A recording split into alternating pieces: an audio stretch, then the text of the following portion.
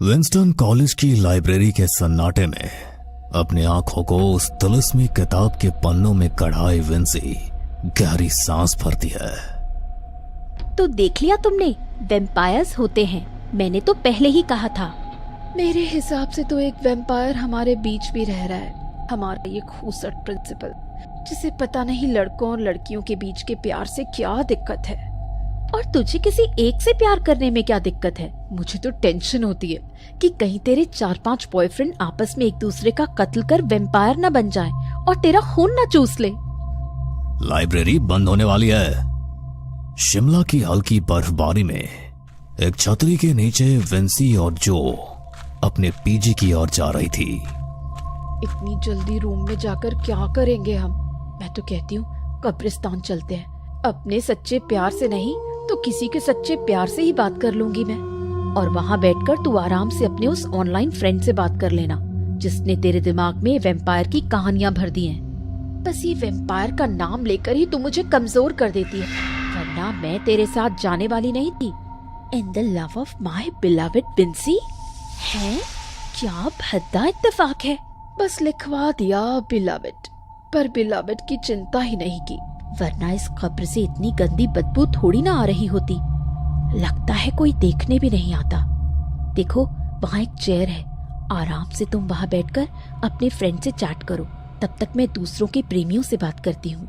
कब्रिस्तान के एक पुराने से चेयर पर बैठी विंसी विंस्टन से चैट करती हुई खुद ही खुद में मुस्कुरा रही थी। वैम्पायर से मैं क्यों डरूंगी? मैं तो चाहती ही हूँ कि कोई वैम्पायर आए और मेरा खून चूस ले, और फिर हम दोनों मिलकर पूरे शहर में तबाही मचा दें, खास करके उस विक्की की लाइफ में। पता नहीं खुद को क्या समझता है।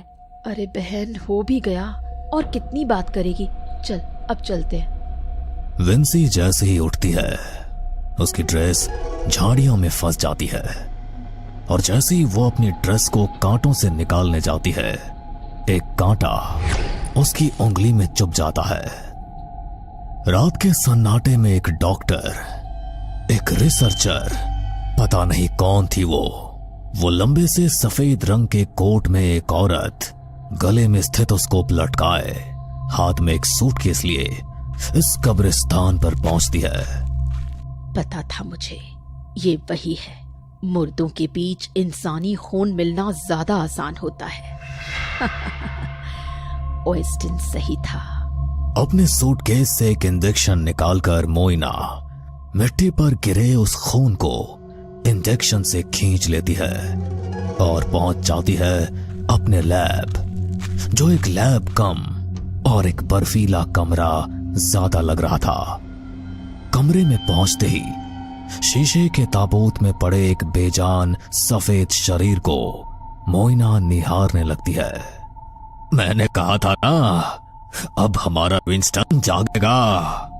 आज से 25 साल पहले हमारे वैम्पायर वंश के नियमों को तोड़ते हुए एक वुल्फ पर विश्वास न किया होता विंस्टन ने, तो आज इस तरह ये ताबूत में न पड़ा होता। अपने सूटकेस से मोइना एक और इंजेक्शन निकालती है और अपनी कलाई की नस से एक सिरिंज खून निकाल लेती है। अब मेरी बारी। जैसे ही तीनों खून को मिलाया जाता है, एक नीले रंग का लिक्विड तैयार हो जाता है। ये खून जैसे ही विंस्टन की नसों में जाएगा, वो जाग उठेगा। 25 साल की मेहनत की है मैंने, उन नर भेड़ियों से पिशाच हारेंगे नहीं।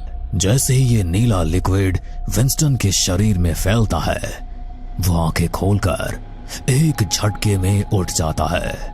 उसके सफेद शरीर का रंग इंसानों के शरीर के रंग की तरह हल्का गाढ़ा होने लगता है।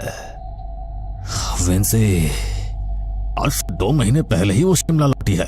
सैम, वेयरवुल्फ जानते हैं खुद को वैम्पायर से बचाना। तुम्हें हराने के बाद वेयरवुल्फ्स के झुंड ने अपने चारों तरफ ऐसा अजीब सा ऑरा बना लिया जिससे हमारी नाखून की गंध मिली ही नहीं। लगता है जैसे हवा में ही गायब हो गए हैं सारे। पर मेरी विंसी को मुझसे दूर करने वाला मुझसे नहीं बच सकता। मेरी शक्तियां पता है आपको? अगली सुबह के साथ एक हैंडसम लड़के की तरह तैयार होकर वापस से अपनी पिशाच योनि में लौटा विंस्टन कॉलेज जाने के लिए निकल पड़ता है। विंसी मेरे आसपास ही है, उसकी महक सूंघ सकता हूं मैं। ये देखो कितना चिकना लड़का है कॉलेज में, खुद को शायद फॉरेनर समझ रहा है। नीली आंखें, लाल होंठ, अरे ब्लश फ्लश भी लगा लेता। क्यों परेशान कर रहे हो इसे? ये नया है, तुम चलो मेरे साथ, ये लड़के बकवास करते हैं। विकी और उसके दोस्तों से विंस्टन को बचाती हुई विंसी जैसे ही उसकी कलाई पकड़ती है, तेज हवा का झोंका सभी की आंखें धुंधला देता है। चारों ओर पत्ते उड़ने लगते हैं और इसी बीच विंस्टन अपनी गहरी नीली आंखों से विंसी को देखता ही जाता है। आसपास सब कुछ ऐसा स्थिर हो जाता है मानो पिछले जन्म में बिछड़े वैम्पायर और इंसान के मिलन को वक्त दे रहा हो। कंपास के ऊपर के सिरे को अपनी एक उंगली पर टिकाकर घुमाती हुई विंसी विंस्टन से परिचय कर रही थी। तुम इस शहर की तो नहीं लगती? क्योंकि हूँ ही नहीं। 24 साल मेरी परवरिश दूसरे शहर में हुई, फिर आगे की पढ़ाई करने के लिए अपनी 25th बर्थडे पर मैं यहाँ आ गई। मुझे भी मुश्किल से 2 महीने ही हुए हैं। मैं भी तुम्हारी तरह नई ही हूँ। वैसे मैं भी नया ही हूँ यहाँ। अब तुम तो इस दुनिया के लगते ही नहीं। मतलब तुम बहुत ही अलग दिखते हो। इतनी नीली आंखें, ये लाल होंठ। आउच! खून! एक टक विंसी की उंगली से निकले खून को देखता हुआ विंस्टन सूखी लार निगलते हुए अचानक से खड़ा हो जाता है। मुझे क्लास के लिए देरी हो रही है, तुम जल्दी जाकर अपना हाथ धो लो। इतने सालों से भूखा हूं मैं, ऐसे में विंसी का ही खून मुझे अपनी ओर खींचने लगा। वो तो अच्छा हुआ मैं वहां से आ गया, अब मुझे अपनी प्यास बुझानी होगी। कि तभी विंस्टन का ध्यान कॉलेज के दरवाजे से गुजर रही एक बारात अपनी ओर खींचती है। चलो अच्छा है मिल गया खाना, इतने लोग तो काफी होंगे मेरी प्यास बुझाने के लिए। अगले दिन क्लास में पता नहीं इसे क्या हो गया है, किस रिश्तेदार के घर जाकर बैठ गई है। खुद से बातें करती हुई विंसी यहाँ वहां देख रही होती है। तभी दरवाजे से विंस्टन अंदर आता है और विंसी की आंखें उसी पर रुक जाती है। इस लड़के को देखते ही मुझे अजीब सा क्यों महसूस होता है। विंस्टन विंसी के पास आकर बैठ जाता है। अब हर रोज क्लास में मिलना और बातें करना ये विंसी और विंस्टन के लिए आम हो गया था। एक रोज न्यूज़पेपर दिखाती हुई विंसी विंस्टन से कहती है, ये देखो, विश्वास करोगे तुम, यूनिवर्सिटी के पास 30 लोगों की लाशें मिली हैं। दिलचस्पी की बात यह है कि उनके शरीर से खून चूस लिया गया था और सारे बारातियों को खत्म कर दिया गया। तुम्हें क्या लगता है, वो क्या वैम्पायर हो सकता है? तुम्हारा वो ऑनलाइन फ्रेंड तो तुमसे यही कहता है। वैसे अगर ये एक वैम्पायर का काम हुआ तो तुम क्या उससे नफरत करोगी? बिल्कुल भी नहीं, मैं तो उसे देखना चाहूंगी, खून से सने उन होठों को। बात करते करते विंस्टन विंसी एक साथ शिमला की सड़कों पर आगे बढ़ रहे होते हैं कि तभी अचानक मेरा शरीर गर्म क्यों हो रहा है। ये गर्मी तो मुझे तभी महसूस होती है जब मेरे आसपास कोई वेयरवुल्फ हो। मतलब मेरी विंसी को मुझसे दूर करने वाला आसपास ही कहीं है। विंस्टन की नजर चारों ओर घूमती और विकी पर ठहर जाती है। तुम जाओ विंसी, हम कल मिलते हैं। शाम ढल रही थी। गीले सड़क पर गुनगुनाते हुए विकी आगे बढ़ रहा था कि उसे अपने पीछे किसी के पैरों की आहट महसूस होती है। इससे पहले वो कुछ समझ पाता, एक हाथ उसकी गर्दन पर पड़ता है और उसे हवा की तेजी से उड़ाता हुआ बिल्डिंग की छत पर ले जाता है। ये नीली आंखें, ये लाल होंठ तो तुमने देख लिया, पर क्या तुमने मेरा असल रूप देखा? क्या कह रहे हो तुम? विंस्टन की आंखों में खून उतर आता है, उसके नाखून बड़े हो जाते हैं। अपने लंबे पैने दांतों को विंस्टन विकी के गले में डालकर उसका सारा खून पी जाता है। तुम इस तरह शिकार नहीं कर सकते, हम इंसानों के बीच रहते हैं। ये गलती दोबारा ना हो। ये सैम नहीं है, ना ही उसके झुंड का कोई। फिर वो गर्माहट, उन भेड़ियों की टोली हमारे आसपास ही है, पर किसी इंसानी रूप में छुपकर बैठे हैं वो। ये पता लगाना जरा मुश्किल हो रहा है। ये सब करने से पहले तुम्हें विंसी का प्यार वापस हासिल करने की सोचनी चाहिए।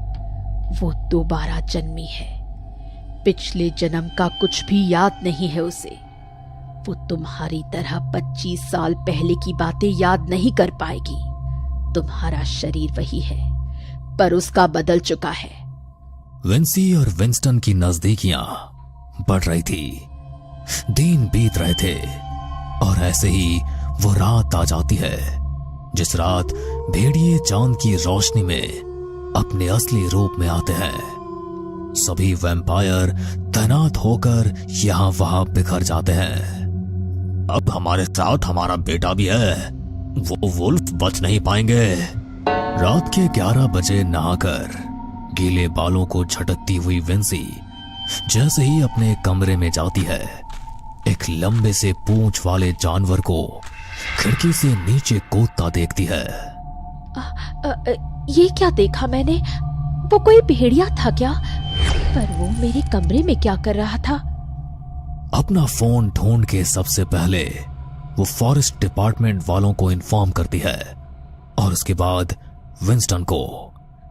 तुम तक फिर से पहुंच गया वो? ऐसा नहीं हो सकता, इस बार मैं तुम्हें जाने नहीं दूंगा। मैं वहां आ रहा हूं, तुम्हें कुछ नहीं होगा। हवा से तेज दौड़ता हुआ विंस्टन पीजी के दरवाजे पर पहुंच जाता है और एक छलांग में सीधा उसकी खिड़की को तोड़ता हुआ कमरे के अंदर आ जाता है। मेरी सांसों की ठंडक को महसूस करो विंसी, याद करो कैसे पहली बार तुमने मेरे लिए उनका स्वाद चखा था। विंसी को देखता हुआ विंस्टन उसके होंठ पर लगे लार को अपनी उंगली से छूकर चाट लेता है। विंसी भी खुद को रोक नहीं पाती, और जैसे ही विंस्टन के होठों के करीब आती है, उसे पिछले जन्म की चीजें याद आने लगती है। I love you Winston. Sam बुरा नहीं है, ट्रस्ट मी। उस सैम को हारना ही होगा। वो ज्यादा दूर नहीं गया होगा। आज पूर्णमासी की रात है, कहीं ना कहीं तो रुकना पड़ेगा उसे। अपने प्रेमिका को अपने बाहों में उठाए विंस्टन हवा से भी तेज जंगलों के बीच यहां वहां अपने दुश्मन भेड़िए सैम को तलाशने लगता है। उस मादा भेड़िए के गले में तो वही लॉकेट है जो मैंने जो को गिफ्ट किया था। मतलब कि जो ही सैम है। बिल्कुल, तुम्हें तुम्हारी कब्र तक लेकर जाना, वहां तुम्हारे खून का बूंद टपकवाना, ताकि विंस्टन फिर से जिंदा हो सके, और इस बार उसे मैं हमेशा के लिए मार सकूं। क्यों आंट मोइना, कैसा लगा मेरा आइडिया? उस बार एक जरूरतमंद बनकर मेरी जिंदगी में आए थे तुम, और इस बार मेरी सहेली बनकर। सैम, तुम कोई भी रूप ले लो, रहोगे तो तुम एक भेड़िए ही, और भेड़िए कभी वैम्पायर से जीत नहीं सकते। सारे पिशाच अपने असली रूप में आना शुरू कर देते हैं और भेड़ियों के दल के सामने खड़े हो जाते हैं। एक घमासान युद्ध होता है जिसमें सभी को चौंकाती हुई विंसी वैम्पायर का रूप लेकर सैम को हमेशा के लिए मार देती है और अपने और विंस्टन के प्यार को अमर कर देती है।